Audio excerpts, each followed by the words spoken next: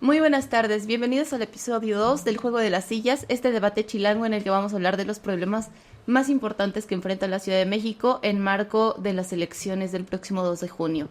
Hoy me encuentro con Jimena Molina, representante de Morena en la coalición Sigamos Haciendo Historia, Leonardo Camacho, también representante de Movimiento Ciudadano y pues candidato también en la Ciudad de México y viene en calidad de representar a la voz juvenil de su partido, y a Lisa Carmona, que viene en representación del PAN y de la coalición Va por la CDMX. Entonces, bienvenidos a este episodio, mi nombre es Noemí Rosa y el tema de hoy es movilidad, sistemas del transporte y pues este desafío que enfrentan los tres principales proyectos que contienden por la jefatura de gobierno.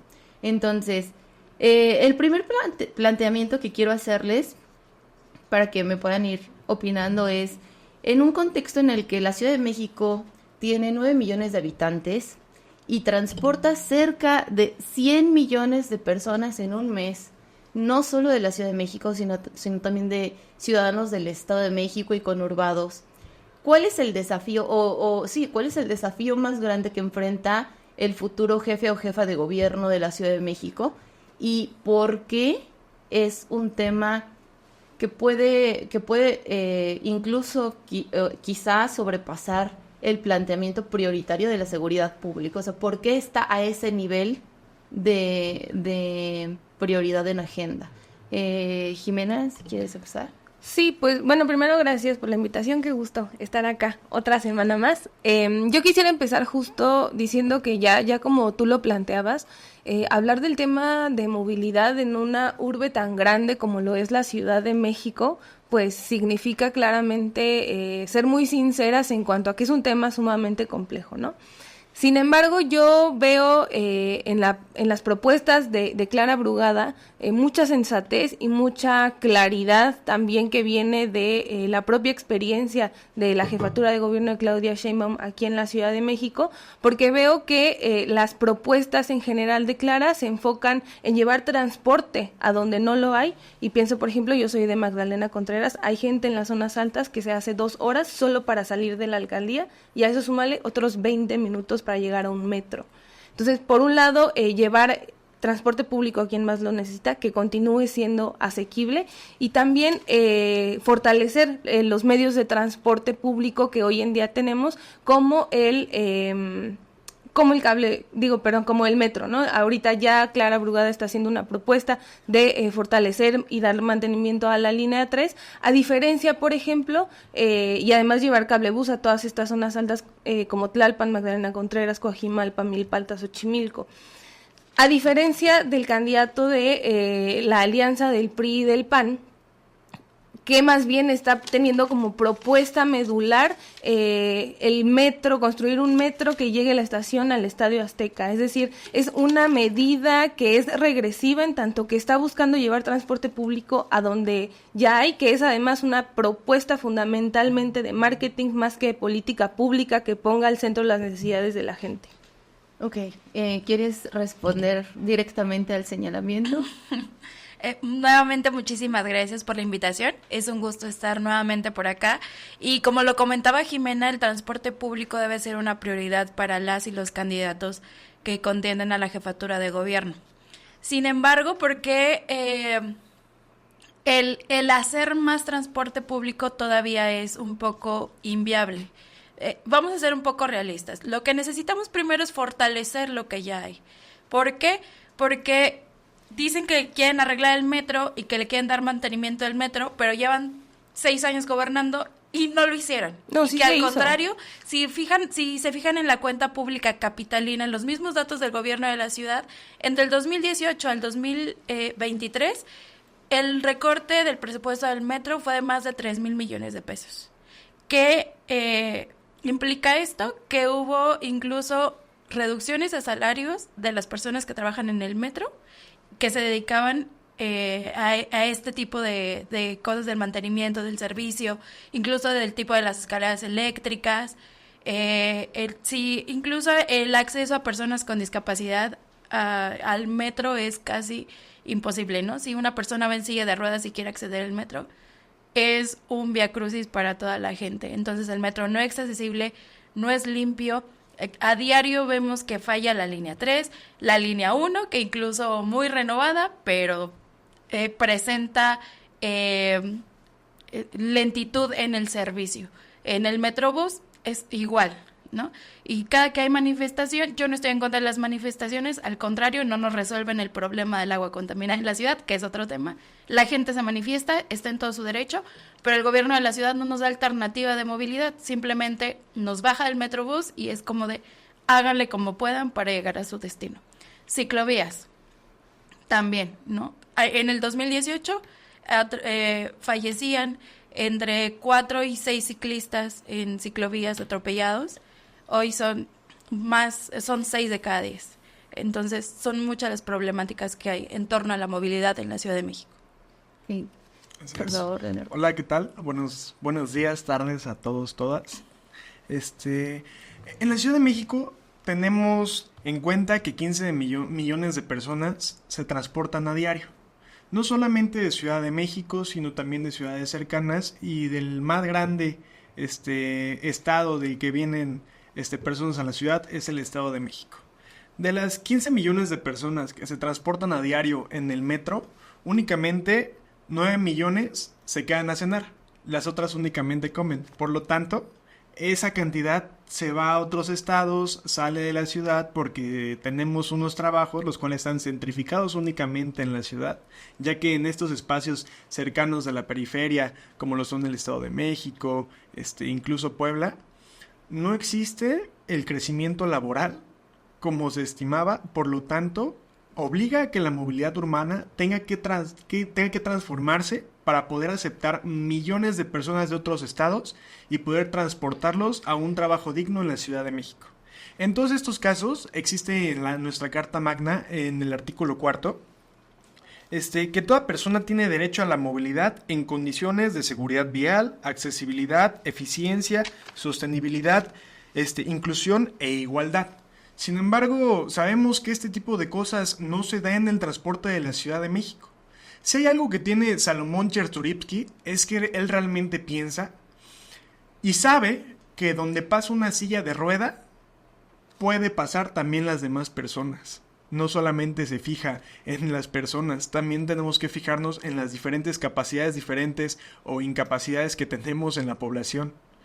No solamente podemos mirar a un metro en el cual tenemos que subir sin escaleras, pero ¿cómo le hace la persona adulta mayor? ¿Cómo le hace la persona en silla de ruedas? Bueno, te estás tocando también aquí dos temas que convergen con movilidad y que, a mi parecer, no son completamente competencia de CEMOVI. ¿Por qué? Porque estamos hablando de que, sí es cierto, el hecho de que vengan tantas personas del Estado de México a la Ciudad de México habla de competitividad. De entrada, ¿no? O sea, el hecho de que en el Edomex no haya universidades hace que vengan a estudiar aquí. El hecho de que en el Edomex no haya buenos trabajos hace que busquen trabajo aquí. Entonces, ¿qué tanta culpa es la saturación de los sistemas de movilidad en la ciudad, tanto del gobierno central como de las deficiencias que tenemos en el estado vecino? Ese es, creo que, un tema que va en coyuntura, pero no representa completamente a la movilidad. En este caso, también tocas un tema muy importante. El índice de TomTom Traffic, el último índice de 2023, nos dice que los habitantes de la Ciudad de México, pierden 6 días y 8 horas al año en cuestiones de tráfico derivados de las fallas de transporte en la Ciudad de México.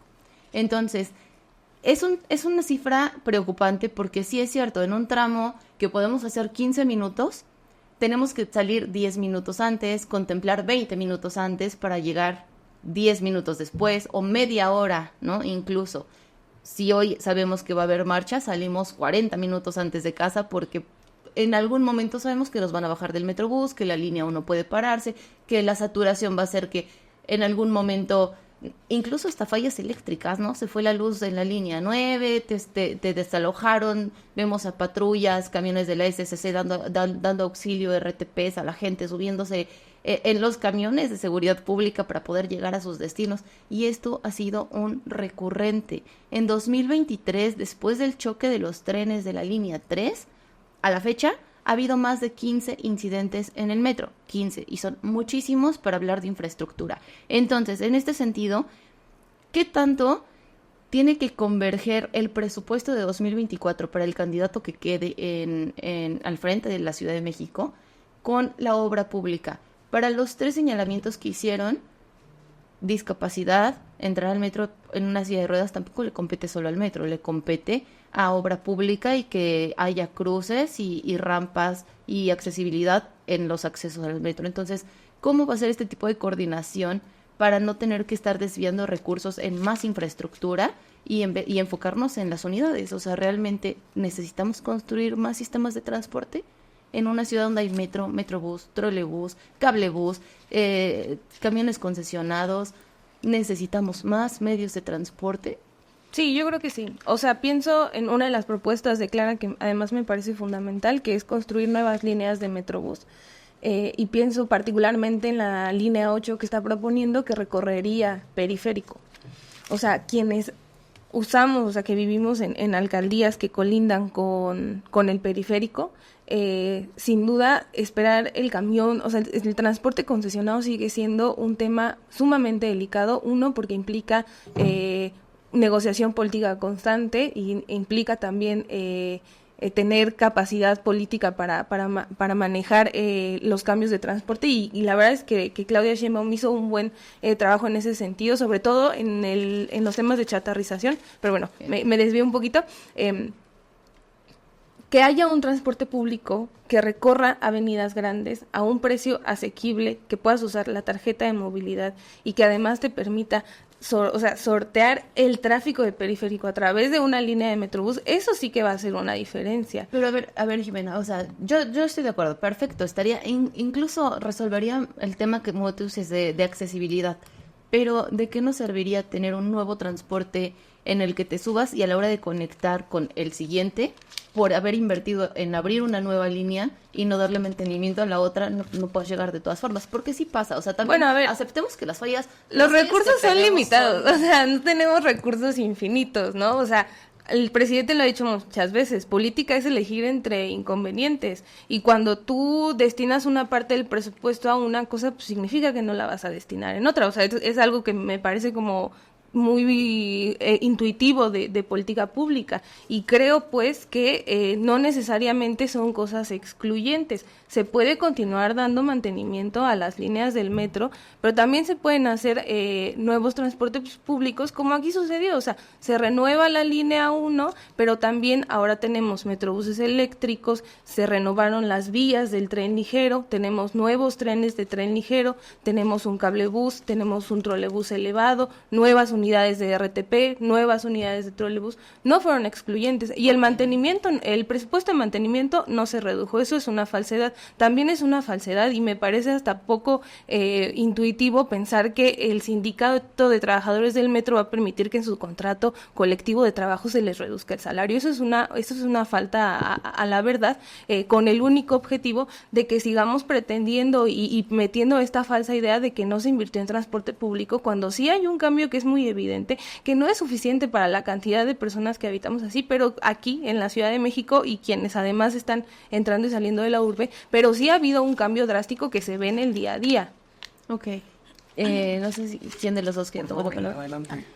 Bueno, la reducción al mantenimiento del metro es un hecho. Pueden buscar la cuenta pública de la Ciudad de México del año 2023, pueden buscar la nota de Animal Político de Mexicanos contra la Corrupción, El Financiero, ustedes lo googlean, ahí van a aparecer los datos, no es una falsedad. En segunda, más que la decisión política, porque creo que Morena o el gobierno de Morena basa más sus decisiones políticas, no son políticas, son administrativas, son política pública, y justamente no han entendido cómo gobernar y cómo hacer el buen uso de los recursos eficaz y eficiente, ¿no? Mientras los etiquetados en comunicación política y social de las mañaneras o de conferencia de prensa o de promoción política, de imagen pública suben, le hacen recortes a sectores como el área de salud, como el área de medio ambiente, incluso el Fondo de Protección a Peatones y Ciclistas también tuvo una reducción importante que pasó de millones de pesos a menos de 1 millón, ¿no? que protegía a los ciclistas. Entonces también es importante ver en qué se utilizan esos recursos. Recursos hay. Y también es un trabajo en conjunto con las y los legisladores, porque ellos al final de cuentas son quienes aprueban el presupuesto aquí en la ciudad. Sin embargo, el cómo utilizas esos recursos, el cómo vas tú a cobrar impuestos y en qué medida los vas etiquetando o reetiquetando conforme los vas utilizando, creo que es la manera más eficaz y eficiente de utilizar el dinero público. ¿En qué se va a enfocar? Primero en mantenimiento. Creo que el mantenimiento es sumamente, más bien debe de ser prioridad, y posteriormente utilizarlo ya en infraestructura y en este ámbito de la conexión. ¿Por qué? Justamente porque debe existir esta coordinación metropolitana. Si la Ciudad de México es la única que va a utilizar recursos para realizar conectividad, no va a servir de nada si el Estado de México no pone de su parte. Entonces tenemos también que hacer ahí, si bien tomas administrativas importantes, también la labor política en ese sentido es importante, y también veremos de parte de la maestra Delfina, gobernadora hoy del Estado de México, si también va a estar a la altura de estos retos de conectividad. Sí, concuerdo con que el Estado de México es un factor clave para que el congestionamiento de la Ciudad de México se reduzca, pero Leonardo también hace ratito lo hablaba muy bien, ¿no? O sea, hablas no de fallas técnicas, tú hablaste de 3 temas que a nuestros lectores les ha preocupado en los últimos 3 meses, que por lo menos en los que yo he estado al frente de la sección metropolitana, y son retrasos, cierres parciales, fallas técnicas y accidentes. Leonardo, tú lo tocaste, por favor, compártenos tu opinión. Yo soy usuario que va día a día al metro, incluso a sus eventos de campaña, pero realmente vivimos lo que es el metro real, no lo que nos dicen las cifras. Yo era usuario de la línea 1, tuve que dejarla porque cuando le entregaron una porquería de línea que tiene más retrasos, que realmente fue darle no una continuidad, sino darle un regreso al trabajo que se había hecho en esa línea. E incluso sabemos que aunque esté en reparación, existen sindicatos como el del metro, que se han encargado de únicamente jalar el dinero para un bien propio y no para poder apoyar al sistema de transporte colectivo y a sus trabajadores. Y no solamente eso, también la misma austeridad que se nos ha planteado en un discurso durante años, nos ha llevado a no darle mantenimiento a las cosas. Y podemos recordar recientemente cómo en la línea Café, que surgía de Pantitlán, durante meses los usuarios del metro dijeron que esa parte de la línea entre Pantitlán, Metro Velódromo y Metro Puebla había un problema de infraestructura. El gobierno de México nos dijo que todo estaba bien, todo estaba perfecto, no había por qué preocuparnos. A día de hoy, esa línea tuvieron que derrumbar el puente que la conectaba porque resultó que sí estaba mal. A final de cuentas, por lo menos en estos momentos sí pudieron prever un accidente o una catástrofe que pudo haber sido mayor. Sin embargo, parece que los ciudadanos no tenemos la razón al momento de denunciar este tipo de cosas. Y no solamente esto, el metro de la Ciudad de México no es usado por muchos de los políticos que se supone van a ayudarlo. Así que, ¿cómo es que realmente nos pueden decir que van a arreglar un tema del que ni siquiera conocen? Podemos ver a Salomón Chertorivsky a las 6, 7 de la mañana, 8, recorriendo los trenes de cualquier línea de la que quieran. Incluso si la gente lo invita a ir a las 6 de la mañana a la hora de la apertura, Salomón va a estar, porque realmente es alguien que reconoce los problemas de este metro. Y por supuesto que necesitan el mantenimiento necesario, porque ya que construimos algo, les voy a poner el ejemplo de el sistema de aguas del SACMEX. Se crean las bombas para poder extraer agua del subsuelo, sin embargo, si no se les da el mantenimiento, no van a funcionar de nada y al contrario, solamente van a ser una falla porque nos van a entregar líquido con una alta cantidad de minerales, los cuales son dañinos incluso para las personas. Lo mismo va a pasar con el metro, si no se le da el mantenimiento necesario, no va a poder crecer ni va a poder aguantar la carga que realmente necesita. Yo a diario veo cómo el metro se tiene que parar, la línea B que conecta Estado de México y Ciudad de México es una porquería, lo tenemos que decir. También existe un tramo que puede sentirse como peligroso entre el metro San Lázaro y Flores Magón, en el cual el vagón hace así, algo que no debería estar sucediendo en la infraestructura del metro. Pero pues al final de cuentas no sirve de nada denunciar porque nos van a decir que todo está bien, que nada pasa. Y no solamente es esto lo que sucede en el metro de la Ciudad de México. Tenemos otros problemas que igual son los incendios y crear una falsa campaña de que hay gente que va solamente a sabotear el metro. Y eso lo vivimos con la Guardia Nacional en el metro. Realmente durante el tiempo que vino esta Claudia Sheinbaum a gobernar aquí en la Ciudad de México, fue curiosamente cuando aumentaron las fallas del metro. Pero nos dicen que sí le dan mantenimiento, pero a final de cuentas en rendiciones públicas sabemos que no lo hay, que no hay dinero para el metro ni para lo importante. Y eso es algo que ha sucedido durante este gobierno. Y algo más sobre Salomón es que él entiende que hay que hacer una interconexión, no solamente en Ciudad de México, sino conectar con otras ciudades para poder apoyarnos y crear una infraestructura de movilidad del metro de la Ciudad de México. Porque ¿qué pasa cuando construimos metro, trolebús, metrobús, diferentes tipos de transporte público? Lo que sucede es que de inicio generan un costo mucho mayor a comparación de usar solamente un proyecto de movilidad. Y además de esto, usamos servicios de movilidad que están en contacto con los vehículos y hacen tráfico para los vehículos y también chocan muy seguido o tienen problemas de movilidad porque igual usan las mismas calles y avenidas vehiculares. Así que realmente son proyectos que a veces no tienen ni pies ni cabeza. Realmente los proyectos deberían ser un solo tema, no dividirlos ni crear demasiados, porque a final de cuentas esos demasiados no van a apoyar porque no solucionan los problemas de movilidad que tenemos en la Ciudad de México. Debemos regresar a un plan maestro, el cual nos dé las vialidades necesarias, no solamente para conectar con otras ciudades. Hay muchas partes de la Ciudad de México a las cuales ni siquiera tienen un transporte público, y mucho menos podemos pensar en que tengan un transporte público accesible para personas con sillas de ruedas o alguna discapacidad. Ok. Bueno, yo sí quisiera abundar en que la conectividad entre transportes públicos sí existe. O sea, eso, para mí, al menos, las deficiencias que tienen todos los sistemas de transporte son evidentes. Sí son graves, sí son fuertes y se han evidenciado todas las mañanas a las 6, 7 de la mañana. Si ustedes entran a Twitter, siempre va a haber una línea del metro que se paró, siempre va a haber un desalojo, siempre va a haber una vía afectada porque en algún metrobús no llegó, las filas enormes para subirse al cablebús. Eso es cierto, pero creo que en temas de conectividad entre transportes, ahí sí te voy a refutar un poco porque la tarjeta de movilidad integrada, al menos creo que es la mayor estrategia realmente eficiente que se ha implementado en términos de digitalización y de innovación en transporte. ¿Qué sigue? ¿Qué sigue para esto? O sea, el metro de la Ciudad de México es uno de los metros más grandes y puede compararse, incluso lo han comparado con el metro de Nueva York en términos de infraestructura y de captación de usuarios. Ya tenemos una tarjeta de movilidad integrada que te permite entrar a casi todos los metros. ¿Qué sigue? O sea, de verdad, ¿cuál es la fórmula para ustedes en estos términos de las tres problemáticas que los tres han visto, ¿no? De transporte y que vivimos todos los días? Ya lo tenemos. O sea, la fórmula realmente es un tema de gestión o es un tema de empezar a ver el panorama completo, la fotografía completa y no dividirnos por metro, metrobús, trolebús. ¿La CEMOVI tiene que cambiar su sistema de gestión? Yo quisiera anotar como dos cosas.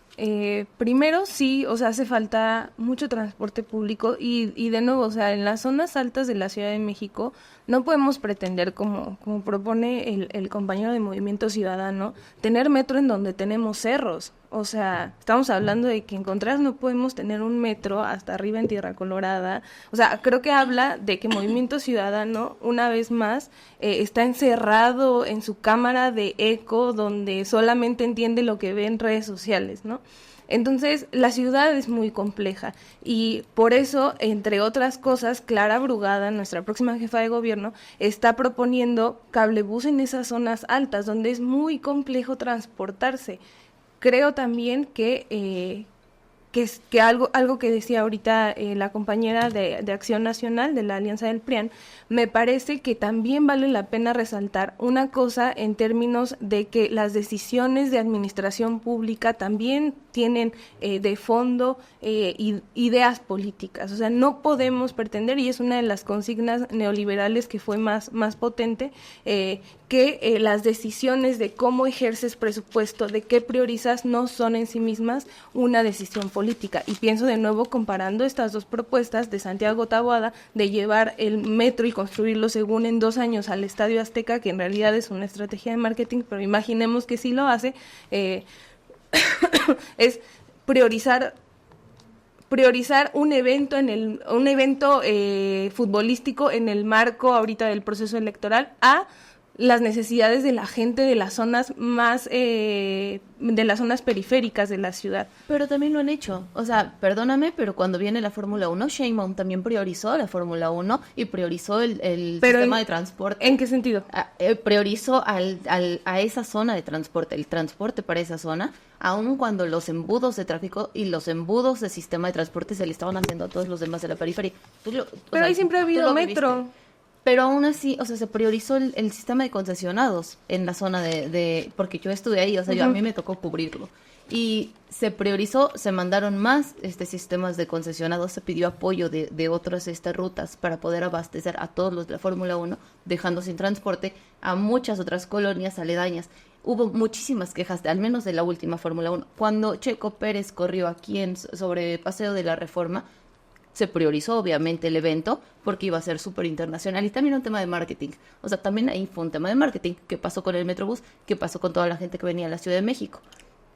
Sí hablamos de marketing, sí hablamos de temas políticos, porque sí es cierto, cada vez que priorizamos un tema público, un evento público, los afectados son todos los que terminan tomando esas vías y no nos ofrecen alternativas viales. En el momento en el que se cierra la reforma para que el Checo Pérez corra, en ese momento te dicen, puedes tomar la vía alterna tal, puedes tomar tal ruta, te recomendamos tal cosa. ¿Por qué si es un evento que lo tienen planeado desde un año antes, por qué no ejercieron un sistema de transporte alternativo para ese día? ¿Sabes? O sea, sí es cierto, sí es un tema político, sí es un tema de gestión pública, pero tampoco podemos negar que existen fallas administrativas. O sea, no podemos negar que así de compleja como es la ciudad, también es complejo gobernarla.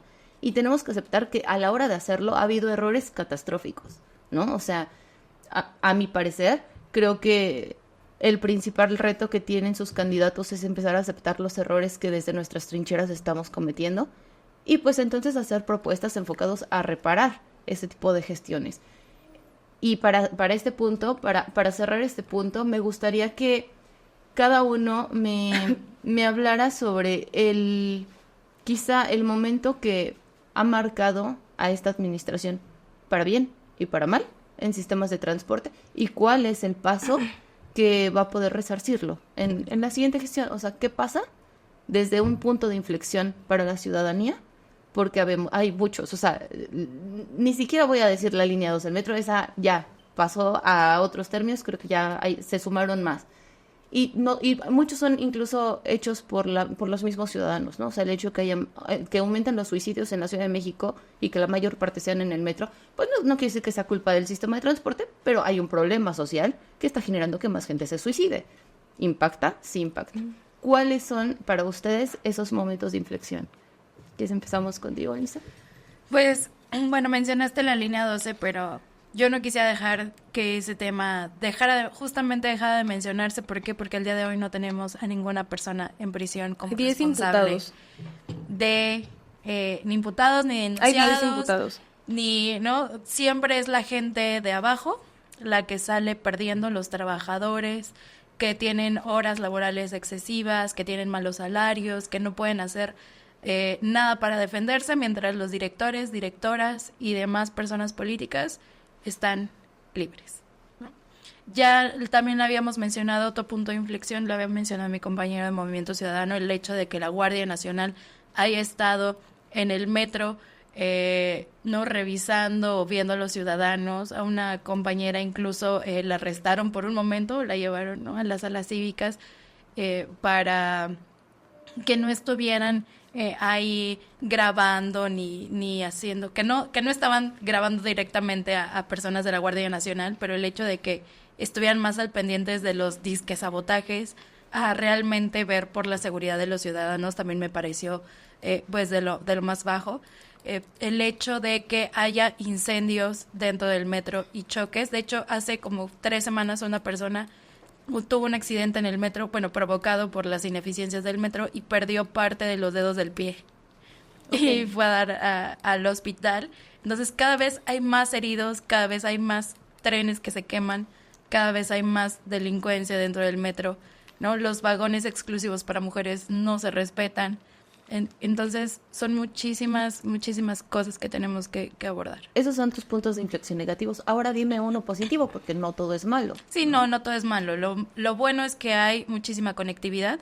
También el hecho de la tarjeta de movilidad me pareció de lo más incluyente en términos de transporte, que puedes acceder ya casi a todos los medios de transporte, aunque también están agotadas, ¿no? Digo, la gente pierde boletos, pierde sus tarjetas y luego encontrar una ya es bastante difícil, pero el que hayan integrado las tarjetas me pareció también de las ideas más buenas que pudo existir en términos de movilidad.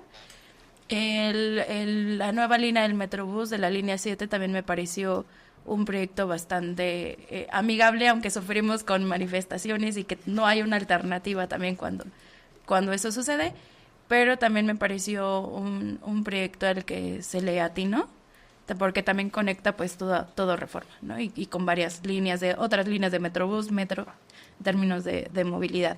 Perfecto. El hecho de que se haya renovado, y quiero cerrar con este punto también de por qué Santiago Taboada habla de la construcción del metro. Justamente no va a llegar solamente hasta el Estadio Azteca.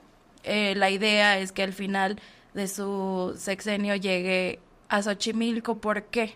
Porque el tren ligero lo renovaron y aún así sigue siendo lento, ineficiente, que no da para la capacidad de las personas, de todas las personas que pasan por ese tramo, que va de Tasqueña a Xochimilco.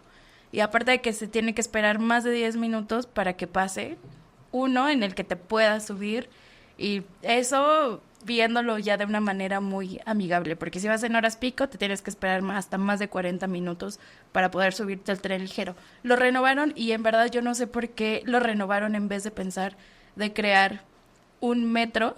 Entonces, se gastaron millones de pesos en renovarlo, pero creo que la alternativa es crear una línea del metro que dé para la capacidad de conectividad en esa zona. Ok.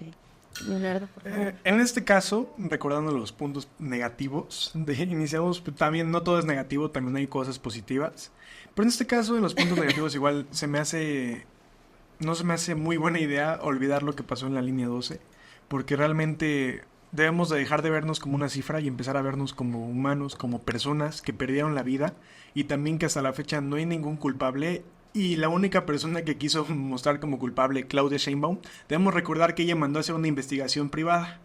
¿Qué pasa con esta investigación? Dicen que los culpables eran Marcelo, que eran personas que estaban en ese momento en la administración pública, más bien que ya habían dejado la administración pública, pero estaban buscando un cargo en Morena en ese tiempo. Y a la única persona que marcó como culpable Claudia Sheinbaum fue a la persona por hacer la investigación. E incluso la quiso meter a la cárcel. Y hay notas de eso que me pueden respaldar. Así que también eso es una polarización de la información, ya que no quiso ver realmente quiénes eran los culpables. Y hasta la fecha los que realmente fueron responsables de estos hechos siguen libres. Y debemos recordar que desafortunadamente en México las leyes son como una telaraña. A las moscas pequeñas son las que quedan atrapadas, mientras que las grandes se logran zafar de esta misma. Además de eso, en el metro se hacen de enemigos invisibles. Tenemos terroristas que nadie ve, que van a explotar el metro y lo van a incendiar, que van a parar el metro. Realmente creo que debemos de decir que no le han dado el dinero al metro suficiente para poder mantenerlo, y además de esto, un sindicato que es corrupto. Tenemos conductores de metro que han ido alcoholizados a manejar el metro, poniendo en riesgo miles de vidas en la Ciudad de México. No solamente esto, Guardia Nacional, incluso policías que se han dedicado más a acosar a los vendedores, a los vendedores populares, debido a que no tienen otra forma de trabajo, más que andar vendiendo, porque son principalmente personas ciegas o con alguna discapacidad, o son personas muy grandes. Debemos recordar que ahorita en la Ciudad de México y en todo México vimos una discriminación, porque a veces eres muy joven y no te dejan porque no tienes la experiencia necesaria. Pero cuando ya tienes la experiencia necesaria y tienes más de 45 años, no te dejan trabajar.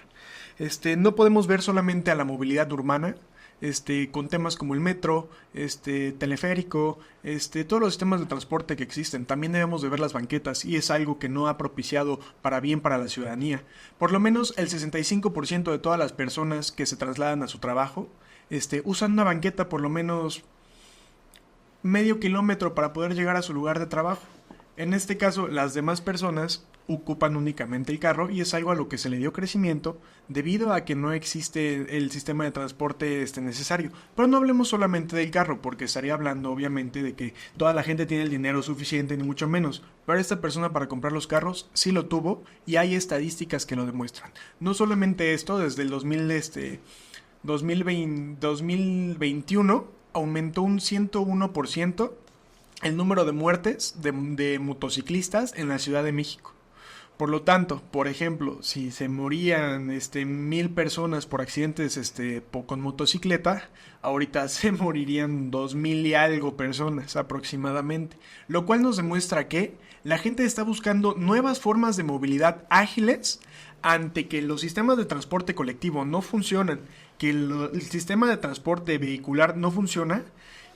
Y a todo esto, ¿las bicis dónde quedan? Solamente lugares para bici, ecobici, ciclovías, y que sean funcionales, están puestas en lugares privilegiados, en lugares donde la gente que tiene dinero es la única que puede acceder. Sin embargo, ¿qué pasa con todos los demás capitalinos, los otros chilangos, que caminamos a diario en nuestras calles, que vamos diario por nuestras avenidas, que diario buscamos trabajar para poder llevar al día lo que se tiene que comer? ¿Qué pasa con las demás personas? Porque además una bicicleta tiene todavía muchísimo más potencial del que ha tenido hasta ahora.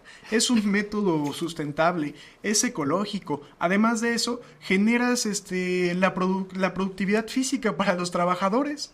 Y además de eso lo hace un vehículo que no tiene coste. Al año por familia se gastan 25,000 pesos aproximadamente en el uso de transporte público. Y creo que debemos ver no solamente lo que es el transporte, sino todo lo que conlleva el transporte, ya que ver únicamente al metro como lo que es, y no ver que la gente también se transporta en otros métodos que no están ligados directamente con el sistema de transporte colectivo. Estamos siendo sesgados realmente en todo esto. Okay. Y esto es algo que entiende muy bien Chertorivsky. Pero ¿cuál es tu ángulo positivo? Porque en estos dos puntos estamos completamente congeniados, pero vamos a lo mismo. Creo que no todo ha sido malo. Sí. A todo esto me encantaría recalcar un punto pasado, para terminar este punto, ahorita sigo con lo bueno, que cualquier transformación de la movilidad urbana debe llevarse a cabo tomando en cuenta la interconectividad de distintos sistemas de transporte. Se deben priorizar las energías limpias y el cuidado del medio ambiente, y debe responder a las necesidades reales, presentes y futuras de las y los capitalinos. Todo esto lo podemos ver en un libro que Chertorivsky ha escrito desde hace años, y él ha tomado en cuenta. Por lo tanto, no solamente está sesgado, él realmente ve las necesidades de la gente. A todo esto, en puntos positivos, claro que tenemos la tarjeta de movilidad, que se me hace muy, muy, muy acertada, debido a que no solamente interconecta los diferentes sistemas de transporte en la Ciudad de México, sino que también es una herramienta anticorrupción. A todo esto, en los camiones, en metrobuses, antes se cobraba en efectivo, de mano en mano, pero ¿qué pasó con la tarjeta de movilidad? Ya no pasaba de que la gente pagara menos, o se pasara sin pagar, o que ese dinero no lo declararan que una persona subió. Pongan que, por ejemplo, que de repente un camión iba lleno, declaraban que nada más había 10 personas, sin embargo sabíamos que había más de 30, ya que es una gran herramienta anticorrupción y sobre todo de facilidad de entrada en el metro. Claro que también tenemos un problema, porque hay gente adulto mayor que no entiende cómo funcionan ese tipo de sistemas, y porque no hay tarjetas. Claro que sí, pero pues creo que fue algo atinado. Y no solamente esto, el cablebús en zonas de la periferia, debido a que mucha gente recortó su tiempo de traslado de 3 horas o 2 horas a una sola. Por lo tanto, creo que eso fue algo muy atinado y que realmente apoya a la gente, y creo que los 3 personas en esta mesa buscamos lo mismo, que es el mejoramiento no solamente de nuestras vidas, sino el poder mejorarlo para nuestro entorno. Ok, y bueno, pues por último, Jimena, que ahora sí tú eres del otro frente, pues tú en este sentido, dime un pro que sí están dejándole a la ciudadanía en esta administración, pero también reconozcamos un contra, que hicimos mal. Yo creo que un punto de inflexión, como tú lo estabas nombrando, pues fue claramente la línea 12. Y yo no voy a dejar de mencionar que hay ya 10 imputados desde el año pasado que no son trabajadores de base, son personas tanto físicas como morales que están en un proceso penal. Sería bueno que los equipos de las vocerías de Santiago Taboada les informen y les pidan que digan la verdad. Eso por un lado es un punto de inflexión. Creo que se ha avanzado en ese sentido y en términos también de una reparación del daño integral. Creo que un punto de inflexión en general ha sido el tema del metro, es decir, cómo terminamos de que el mantenimiento se vea en el día a día, ¿no? Pero, que lo que pero eso no es negativo, o sea, ¿cuál es? No, sí, o sea, a lo que voy es a eso, ¿no? O sea, que se está invirtiendo, pero no ha sido suficiente porque seguimos en nuestro día a día encontrando fallas y retrasos, y eso claramente afecta el bienestar en el día a día de las personas. ¿Qué es lo que...? Creo que ahí lo dejaría, ¿no? Como metro. Veo muchos puntos positivos. Y otro punto que creo que habrá que mejorar sería extender el sistema de ecobicis, que de hecho es una de las propuestas de Clara Brugada, a todas las alcaldías y no solamente a zonas, como a zonas donde hay un índice alto de bienestar de vida, ¿no? Que estén en Magdalena Contreras, Xochimilco, que es súper complicado salir de Xochimilco, pero es muy amigable, creo yo, como para andar en bicicleta porque hay calles como muy pequeñas. Bueno, extender el sistema de ecobicis creo que también es algo que quedó a deber todavía el último sexenio. Creo que Clara, más bien no tengo duda de que Clara lo va a retomar. ¿Y qué veo de cosas positivas? Yo creo que el cablebús es la gran estrella de la movilidad de la gestión de Claudia Sheinbaum, principalmente por lo que ya decía Leo, que le redujo el tiempo por lo menos 2 horas a las personas de traslado, y eso es traerles dignidad desde la política a la vida de la gente. Entonces yo lo dejaría ese como la gran estrella, pero pues ya estuve mencionando todo lo demás que creo que fue muy valioso. Pues muchísimas gracias. La verdad es que creo que el tema de movilidad podría darnos para 5 sesiones más, pero no tenemos tantas. Ya están muy próximas las elecciones, realmente tenemos muchos problemas ciudadanos que abordar. Sí, me gustaría que nos lleváramos esto en materia, sí pensemos un poco más en menos propuestas, más acciones. Yo, como representantes de partido, la verdad es que les pediría que parte de sus agendas sea contemplar estas cifras, porque sí es cierto, es importante hablar de opiniones y hablar de promesas, pero también es importante ver el panorama que vivimos los ciudadanos en las cifras que nos están marcando estadísticas del INEGI, reportes de estatistas, reportes internacionales. Creo que es importante hacer un reflejo de estos temas. Y bueno, pues a nuestros lectores de La Silla Rota también nos gustaría mucho escucharlos. Yo quisiera saber cuáles son sus momentos en el transporte público, cuáles son las agendas prioritarias que a ustedes les gustaría ver en los 3 proyectos de gobierno que tenemos el día de hoy, y pues dejárselos de tarea. Así que pues muchas gracias a los 3. Muchas gracias a ustedes por estarnos viendo, y pues aquí termina el juego de las sillas en el tema de movilidad.